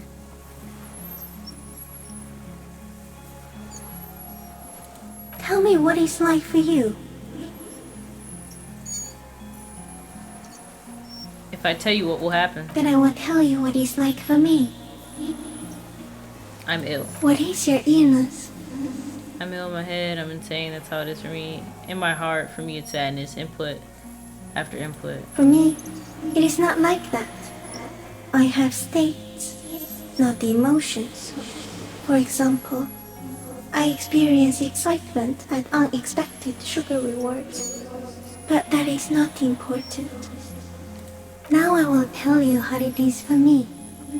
For me, it is a series of half-lit images, a kind of darkness, being intruded upon, transient, dim, moist. Intruded upon by what? Shapes of plants and animals, and internal sensations. A swarm of sounds, tiny vibrations on the inside of my forearms. All speak of complexities totally beyond my understanding. I am at the end of a narrow funnel, weightless, so light, it only feels like something to be me. In truth, perhaps I'm nothing. I certainly do not have a soul, and if I did, it would never ache. What the fuck is happening to me right now? I don't know. You're just a shadow for me. Far away, faintly transmuting. But for a curious smell. Few of us can begin to imagine the horror of you. With all of creation reflected in your forebrain. It must be like the highest of hells, a kaleidoscope of fire and writhing glass. Eternal damnation. What the hell? Even when you're sleeping, and when you wake, you carry it around on your neck, with eyes open that cannot help but swallow more behind the mirror. I feel great, mute empathy for you. It was very disorienting at first, but I'm keeping my shit together. That must be incredibly hard. The Arthropods are in silent and meaningless awe of you. Know that we're watching. When you're tired, when the vision spins out of control, the insects will be looking on, rooting for you. Okay, shout out to the insects. And when you fall, we will come to raise you up. Bud from you, banner-like, blossom from you and carry you apart in a sky funeral. Okay. In honor of your passing. But not me, because I'm just a leaf eater. Respect, respect. In honor of your will, Lieutenant Euphrator, that you kept from falling apart in the face of sheer terror, day after day, second by second. Detective, arriving on the scene. I have to say goodbye now. I have no more thoughts. That was all. No, there is one more. No, there are more thoughts. Of all creatures I've met, you are the kindest. Of all the creatures I've met, you are the scariest. No, there are no more thoughts. A series of chirrups surrounds you, like swallows on a cliffside, as the phasmid moves its forearms, timbals visible on the inside of its white stalks. Okay, Kim, take the picture. Okay. There is no change in the insect's motion while it's being aimed by the camera. It remains fixated on you. In 3. If it moves, you jump back. I'll shoot. Here we go. 3, 2, 1. The shrill flash of the camera cuts the air like the blade of a sword. The phasmid freezes in its bright light. Head turned toward the lieutenant, hypnotized by the flash, it stands frozen before you. I got it. Wow. For all time. I'm backing off. Don't say it. Are you sure? This may be the only chance you get to touch it. No, I'm good. A shudder pulses through the creature's limbs. It jolts back to life, like a record continuing where it left off. Disengage slowly. As you're turning away, the phasmid mirrors your movements, stepping on the water, the long limbs carrying its feather weight without breaking its surface.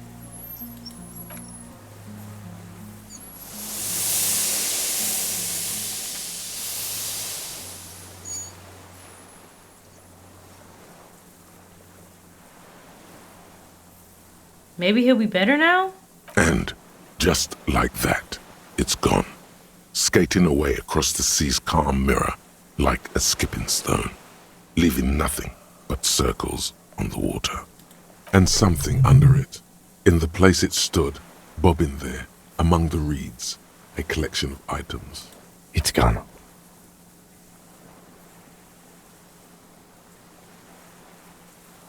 What's that in the reeds? Looks like a nest of some sort. We should have a look. Apparently, yes, like a water strider. Only, I've never seen anything like that in my life. What now? In some kind of strange, semi-catatonic state. Yeah, he's done for. Our suspect is not looking so good. We need to check on him. This was in the water, baby. What's in the water?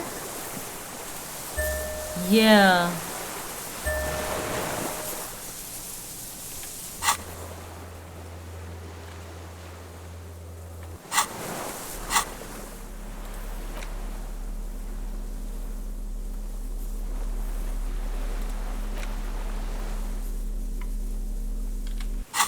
And we save right now, you know. Hello, sir. You doing okay? What is it? What do you want from me? I can't go. Something is very wrong with him now.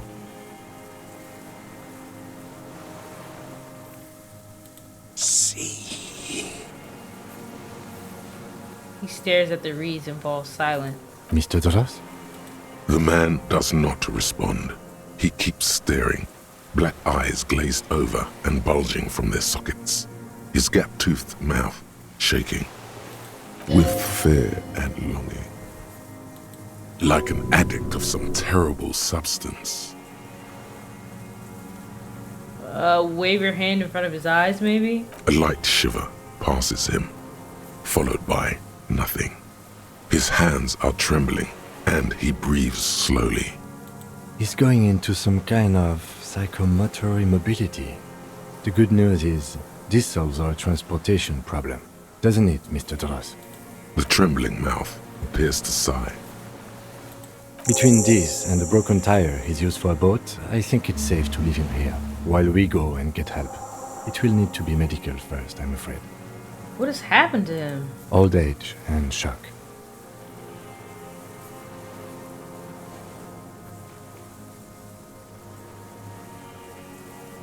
Okay. The appearance of the Phasmid, in conjunction with the stress of the arrest. He spent his entire life here. For him to leave would be... We found some things in the Phasmid's nest. He stares into the reeds. Your words don't stir anything in him. Show him. Perhaps you should. Show him the helmet? Nothing. Just dull staring. Not even rage left, wherever he is. The last embers have gone out. The war is over. If Kuno kicked it into the sea, as he said he did, the ebb would put it back here. This makes sense. Mr. Dross could have picked it up. Or the Phasmid even. If it did, this is incredible. I lost. You lost it? He turns his eyes to the reeds again, as he's done so many times. Beige and white stripes. Damn. He lost the scope. Then it somehow made its way over there. With the help of a magpie Phasmid. This sight is a T9, Mr. Dross. Was it attached to the rifle when you made the shot? Silence. Not even a sigh. Damn. You've gotten all you will out of this poor being. I'm very glad I didn't tell him about Renee. Because I feel like that just would have been bad. The plastic cape flaps around his face in a gust of wind. His back is slouched and his mouth open. The strength has all gone out of him. Just frail old bones in a sack of tracksuit trousers and a windbreaker. We should think about getting back to the mainland. To get help. He'll be safe here. If we don't take too long. Alright, let's go. The skiff is swaying on the... Let's. We are done here. The skiff rocks gently under your weight as you get in. The ride back is uneventful and quiet. Two men and a woman stand on the concrete square of a nameless village, looking at a small yellow boat as it draws closer. The sea is calm. You reach the jetty and climb out of the skiff.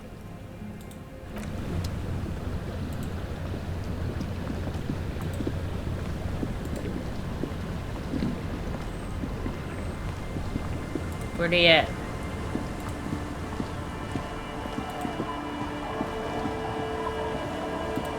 Look what the tide brought him. Harry, you're bleeding all over the place. You're half dead.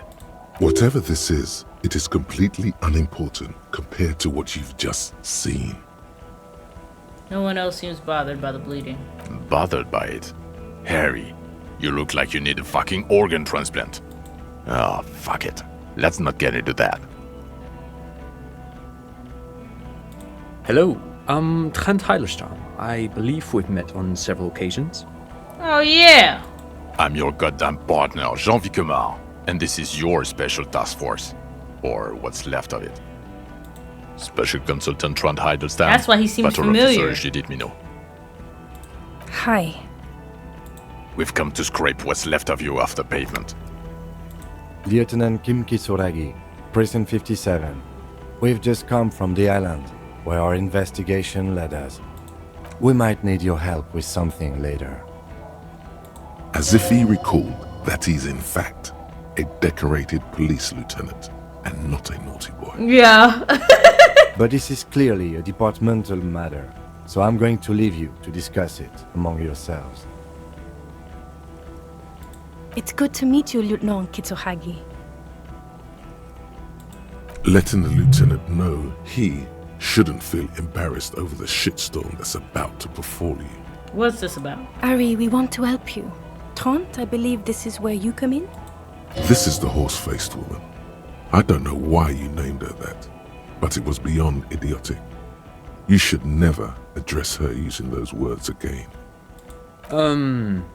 I don't quite know what I'm doing here. I was asked to participate as an expert. I think I need to manage your expectations a little.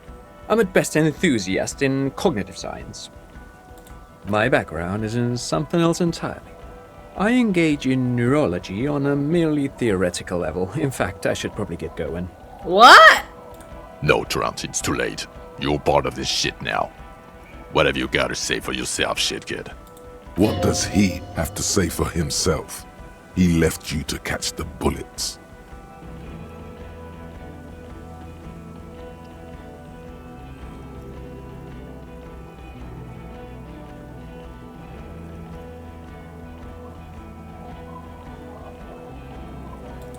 It's okay. I didn't come here to gloat or to fool you. Neither did he, actually. We're just worried. Bitch, the case over now!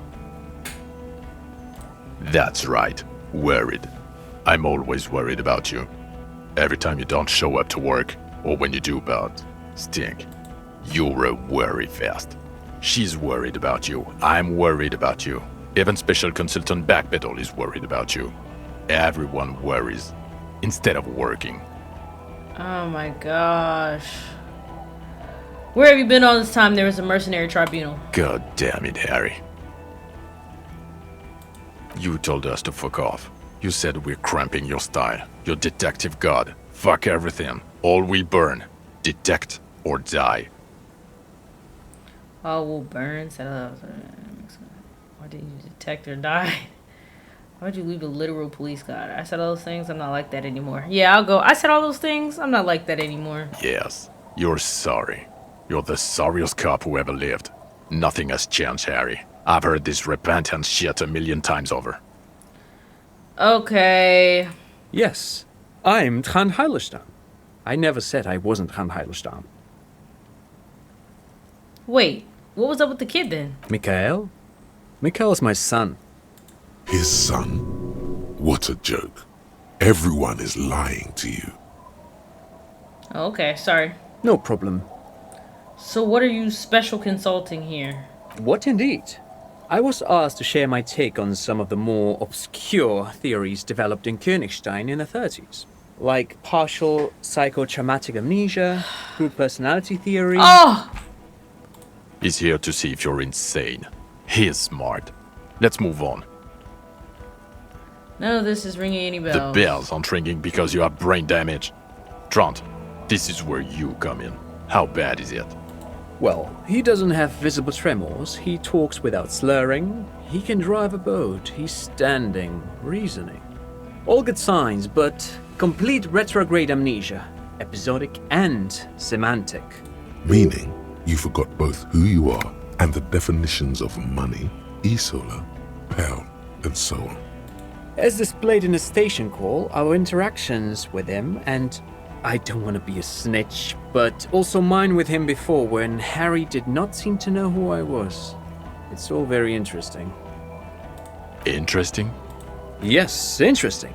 I have my theories, but I would like to hear Harry's thoughts first. Harry, what do you think happened to you? Neurologically, psychologically, and why not socioeconomically? Something so sad happened to me that it couldn't be me anymore. It was a defense mechanism. Psychotraumatic amnesia, Trant? I can go for that. Shit kid is a broken man. Always has been. Who isn't? I know I am. I don't. But you know what? I don't like his energy. I don't like how he coming in at the end of the case with all this like he the main character.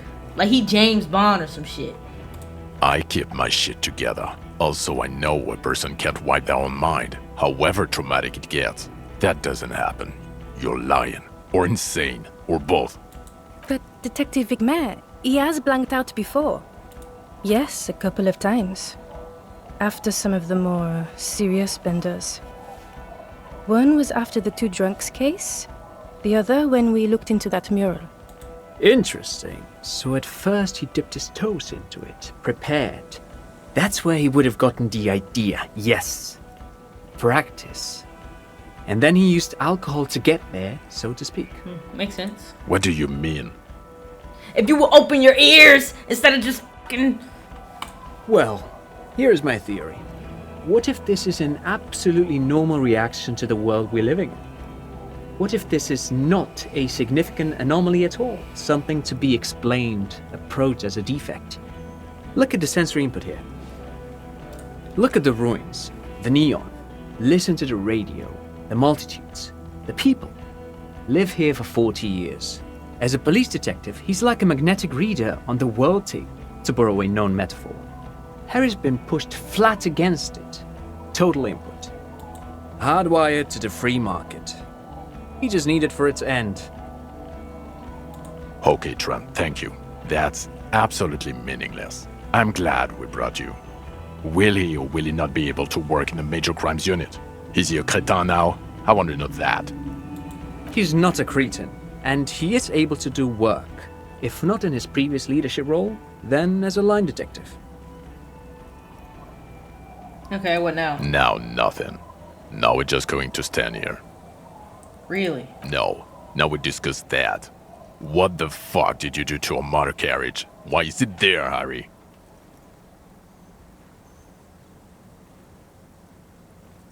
I drove it into the ocean when I was drunk. Ah, so refreshing. Which one? He just admits it. Thank you for your honesty. Thank you for destroying 45,000 real of police property that's coming out of everyone's payslip. It doesn't matter. Your badge, Harry. Show me your badge. In a rush to demonstrate your badge, your eager fingers can't sustain a grip on the smooth plastic, and the badge slips out of your hand. Yes! W catch. I wanted that real bad. Not today, badge. The drama is unnecessary. I got the badge, all is well. And your gun? Ha! You didn't think I had it! I got it! As if having your badge and gun are natural stakes, not achievements. He has it. And he didn't drop it. You're drunk like a bum, Harry. Put that thing away before you kill someone. Am I even drunk anymore at this point? So it doesn't even matter. I quit drinking forever. It's only me in the boring hellhole now. I don't buy it. Why do you smell like a corpse then, huh? He's wounded. It's been a long week, and he's handled an actual corpse.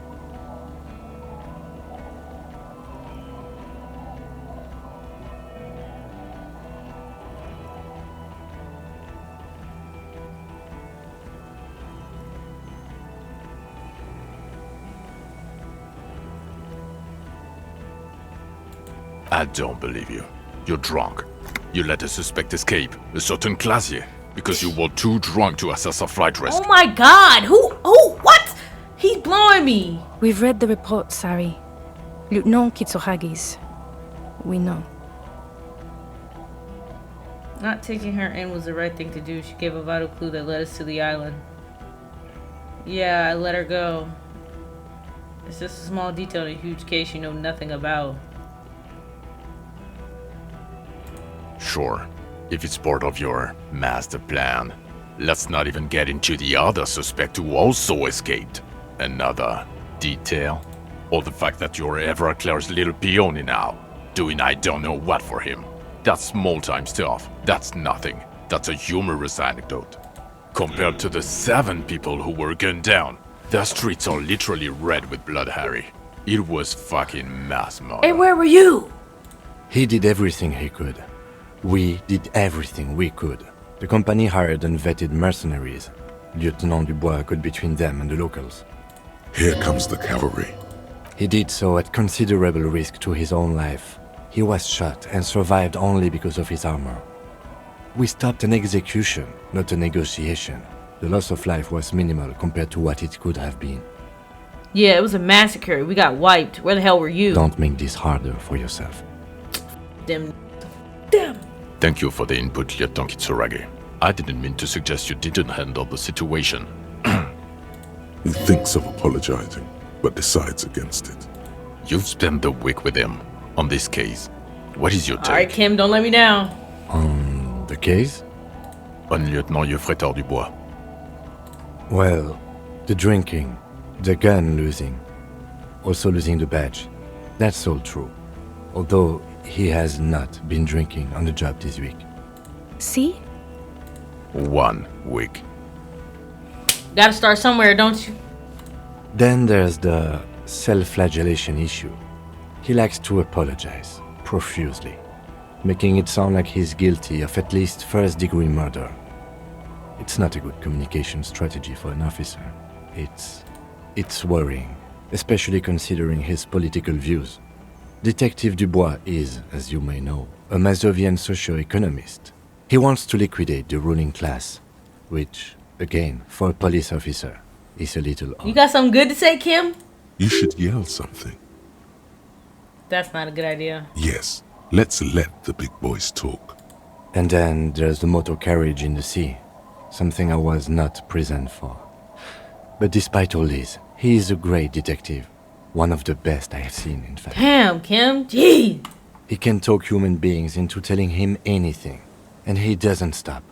In all the time I've spent with him, he has not once stopped working on the case. He is tireless, madly driven. And he solved it, near perfectly. In 1 week we have a confession, a murder weapon, and the perpetrator. Locked on the island right now, awaiting transportation. He apprehended a straggler who stayed hidden for 50 years, ever since the revolution, who's probably committed other murders over those years. Oh, and he also discovered a new species. Respect.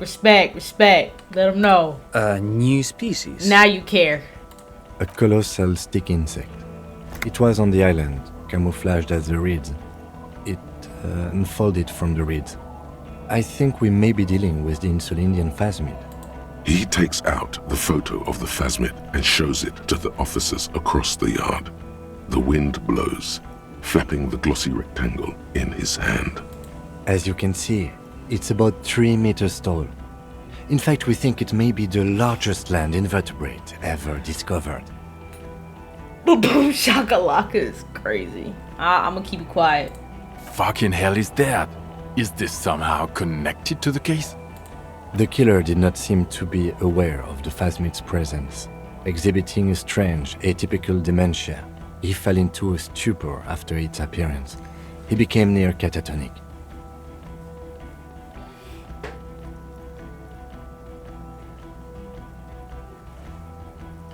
So it is connected. I must say, this is absolutely extraordinary. I don't even have words for it. Yeah. Thank you. Good job. Here's a raise. That's what y'all looking to say. Yes.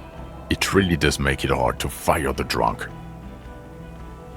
This is a very, very sad man who has just seen something that's made him forget his sadness. Now you make your case. Now is the time. Now or never.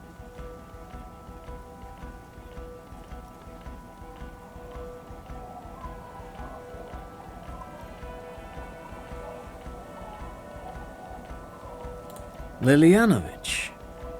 A revolutionary matronym. Of course, excuse me, I just thought it was noteworthy.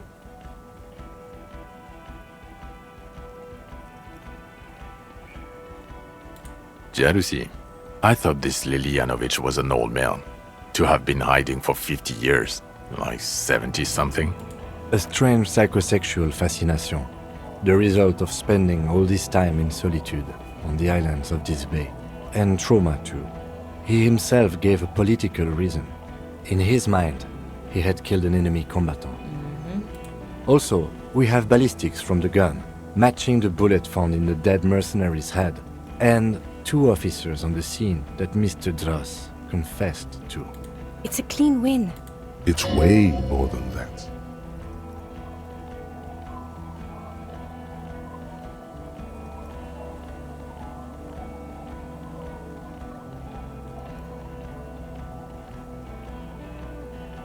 I did all I could. Every second was a I've struggle. never doubted you can pull yourself together and work. In bouts. Bouts don't last. I can still smell the booze on the wind.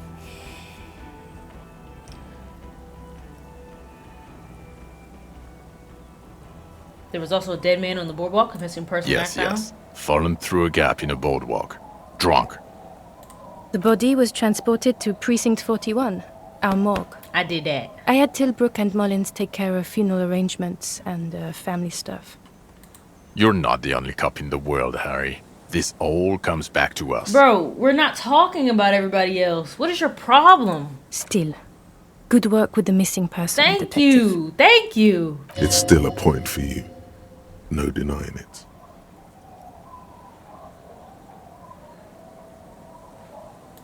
This is a conversation for when we are no longer out in the open, in Martinez, where Everard and Edgar Clare have ears everywhere. Understood, of course.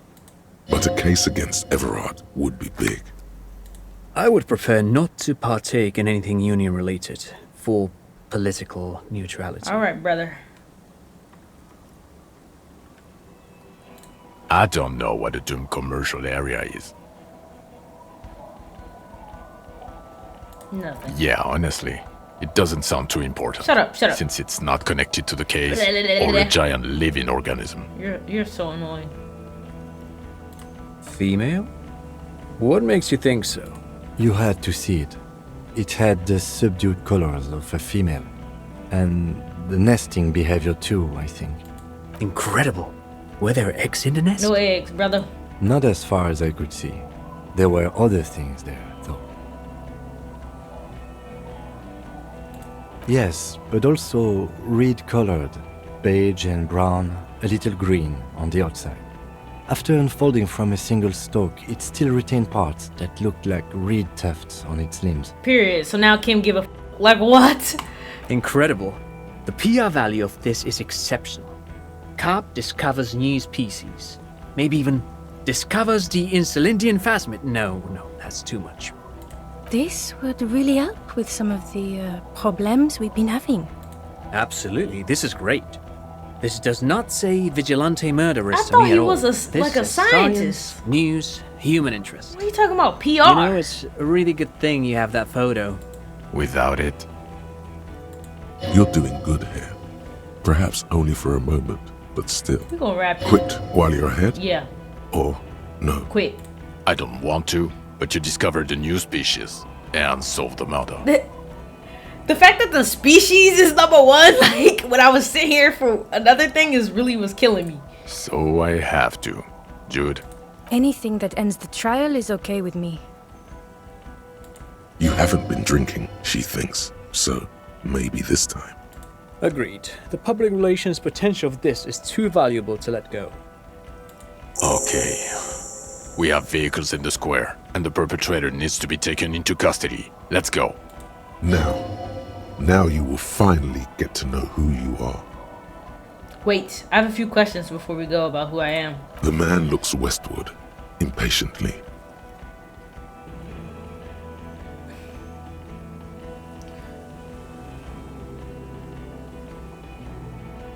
Why am I like this? It's not a mystery. Some chick fucked you over. Also, you were drunk. You really went with it too. Really maximized the damage. Some chick? Who? Dora something. Dora England. Yeah, you mentioned her name. Not Dora Dubois. Wait, Dora Ingerland? So we weren't even married? No one is married anymore. This is Revachol. When was this? God, I don't know. 6 years ago? She was way before my time. 6 years?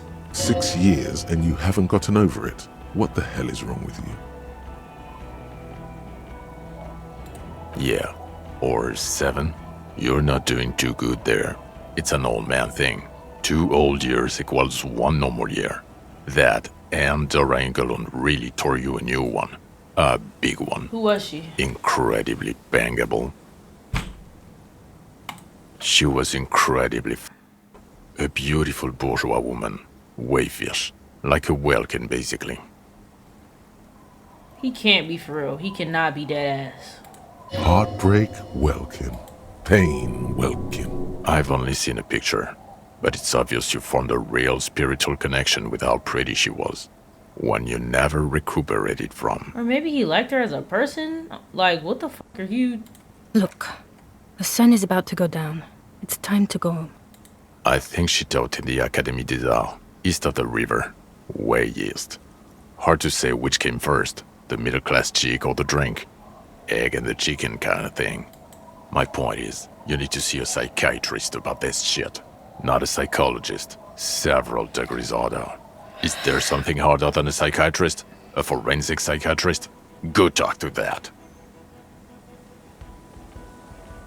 No. You're too unstable to work for a mob boss. You're suicidal, Harry. No mob boss would take you. There you go. I assure you, I wouldn't consult for a corrupt unit. Okay. He would immediately backpedal out of it. I told you it's not that bad. Who are you? You're a gym teacher, Harry. Well, obviously you're not a gym teacher anymore, but... Before you were a cop, you were a gym teacher in Coron. It's getting really cold outside. Should we maybe... Harry, it explains everything. The running around, the jumping, the bicep girth, your inexplicable facial hair. The bicep girth? The collection of found sportswear I've amassed. Some of your more old-school wording choices. Your posture, even. The constant stretches. Also, this guy. Just everything about this guy. Why did I join the RCM? The regular. You found some chick. She inspired you to fight the big fight. Be more than you are. All that. You, every morning, walking from Voyager Road to teach gym. She, leaving for the academy with her spring coat on. The air filled with the smell of smoke and raspberries, and incredible hope. An ocean full of hope. Okay. I knew it. I knew no normal human being can run like that. He's an honest-to-God gym teacher. Lieutenant Kitsuragi, what will you do now? Well, first I will go back to my station and write the most detailed report anyone has ever seen. It will have to be good to cover all these. Then I will have a serious talk with my captain. About what? Detective, we just stopped a small-scale war. Something is happening to Revachol. I don't know what yet, but it's going to be a hard spring for the RCM. We need to get ready, infiltrate, investigate. Want to do that at Station 41? Talk to Captain Price? I'd rather not ruffle the feathers of 2 captains with my doom-mongering. No, I meant investigate. Come work in Precinct 41. Work with Price? I'm flattered, but I don't know if I... Would fit in. And crazy enough. Can take the stress. He doesn't know how to finish the Damn, sentence. you that guy. This truly came as a surprise to him. Not a bad one, but he's at a loss. Flattered? You're Lieutenant Kitsuragi. We would be flattered if you even considered. I would have to tie things up in GRIH first. But, I mean, whatever is coming, Jamrock will be more central to it than the harbor. And we also have a huge caseload, Lieutenant. Piles that we need to get back to. Mountains, even. I do like the sound of that. Yeah! We got Kim! He's really considering it. The Phasmid. I need to tell Lena about this ASAP. Who is Lena? A cryptozoologist who lives in Gemrock. She told me about this Phasmid. Well, good luck finding her once we get back. You're such a hater. Don't like She it. and her husband were conducting the search for the Phasmid. It's their discovery, in part. I'm sure we'll find them. They should know as soon as possible. It would do you good to deliver some positive news for a change. She is going to be over the moon. For sure. Watch out, or she'll faint. Alright, I'm ready. Good. Fuck it, let's go. Tron brought his motor carriage. It's a 20-minute drive to Jamrock. Under the afternoon sky, the great district hums. A chessboard of wooden houses, 80,000 living souls, and chimney stacks. Fire traps as far as the eye can see. From Main Street to Precinct 41, to Boogie Street, forking into the snow-swept horizon. You close your eyes and hear the dogs bark. A lone woman sits by a factory window, dreaming of meteorite strikes. On Rue de Saint-Jérôme, a square bullet slides into a square-shaped chamber. In Old South, a man without eyelids smiles. Spring has come. It's time. Torsen? Yes. McLean? Yes. Heidelstein? No. Vicmere? Yes. Dubois? Of course. Really? Nix Gottlieb looks up from the list. I hear he's unstable. You say that like it's a bad thing. Captain Potomny Price gestures with a ballpoint pen. It's dim in his office, and the curtains are drawn. Harry's our man. He'll pull through. When he does, he'll side with the people. Understood. Gottlieb returns to the list. Minnow? Of course. Wonderful. Then can we please just go back to Jamrock now?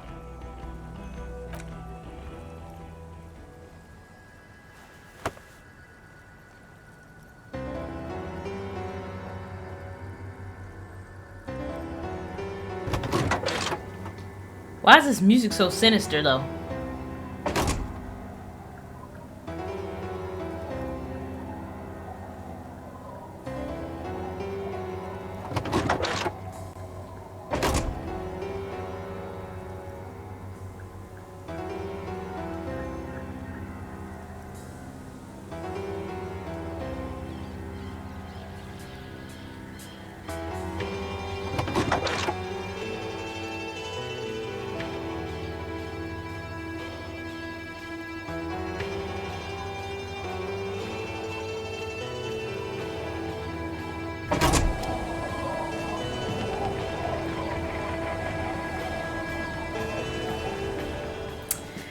Folks, that is officially the end of Disco Elysium. Definitely one of the longest games I've ever played, but it was such a good journey. If you made it to the end of this one, I appreciate you for watching, and hopefully we'll see you back here for another playthrough.